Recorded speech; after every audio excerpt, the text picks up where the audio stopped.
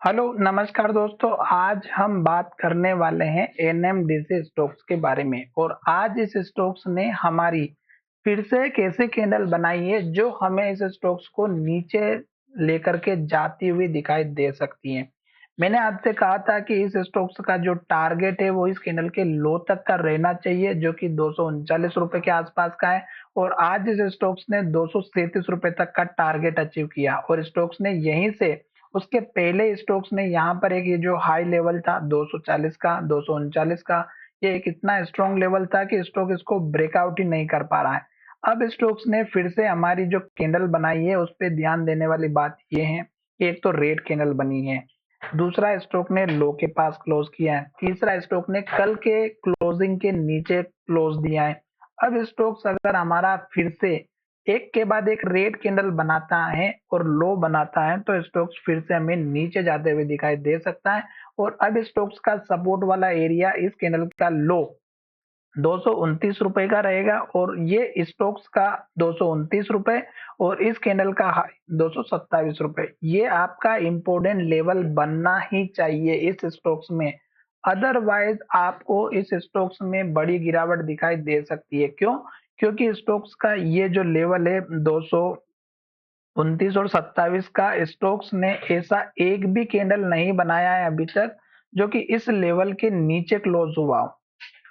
अब ये जो लेवल होता है ये आपको ध्यान में देने वाली बात ये है कि ये लेवल इतना स्ट्रॉन्ग है कि स्टॉक को यहाँ से बार बार जो है ऊपर लेकर के जा रहा है। तो 227 से 229 का लेवल हमारे लिए बहुत ही इंपॉर्टेंट है और अगर स्टॉक इस लो को तोड़ेगा तो फिर आप देखिएगा कि स्टॉक्स ने ये जो लो बनाया ये भी टूट सकता है और यहाँ से लेके यहाँ तक डाउन ट्रेंड आपको दिखाई दे सकता है। साथ ही अगर आप इंट्राडे में काम करते हैं तो छोटा सा टारगेट लेकर के काम कीजिएगा।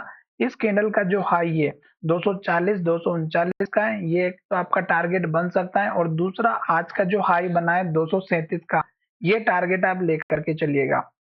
अभी इस स्टॉक्स में मुझे जो दिखाई दे रहा है वो मेरे को ये लग रहा है कि ये स्टॉक्स हमारा इस इन्वर्टेड हैमर कैंडल के बाद से गिरावट दिखाया था और स्टॉक्स ने पहली बार ये लो यहाँ पे बनाया था जब स्टॉक्स में बजट वाला दिन, सॉरी, जो इलेक्शन वाला दिन था उस दिन। पर स्टॉक्स में इस कैंडल का लो इतना महत्व नहीं रखता और स्टॉक्स में इस कैंडल का लो भी इतना महत्व नहीं रखता है जब अचानक से कोई गिरावट आती है तो। क्यों? क्योंकि वो हाथों हाथ तुरंत रिकवरी हो जाती है और फिर स्टॉक्स हमारा उसी तरह काम करता है जैसे स्टॉक का ट्रेंड बना हुआ है। तो यहाँ पर अगर आप देखेंगे तो ये जो लेवल था ये स्टॉक्स का 273 रुपए का था और स्टॉक इस लेवल को यहाँ पर भी ब्रेकआउट नहीं कर पाया, यहाँ पर भी नहीं कर पाया और प्राइस को रिजेक्शन मिला और एक के बाद एक रेड कैंडल बना के लो बना के नीचे की तरफ आया। फिर जब ऊपर गया तो इस हाई के बाद नीचे हाई बनाया, फिर नीचे की तरफ आया, फिर से यही सपोर्ट लिया, फिर जब ऊपर जाने की कोशिश की तो इस हाई के भी नीचे हाई बनाया इस कैंडल में जो 250 के आसपास का था और फिर ये जब लेवल टूटा था आप देख सकते हैं ये इन्वर्टेड हैमर बनी थी, फिर एक बड़ी रेड कैंडल बनी और फिर एक बड़ी रेड कैंडल बनी। तो ये चीज आपको थोड़ा सा समझना होगी।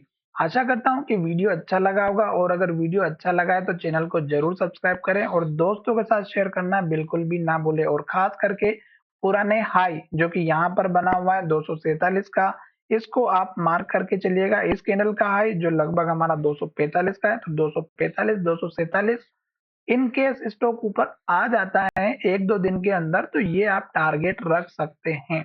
तो चलिए वीडियो को यहीं विराम करते हैं। धन्यवाद।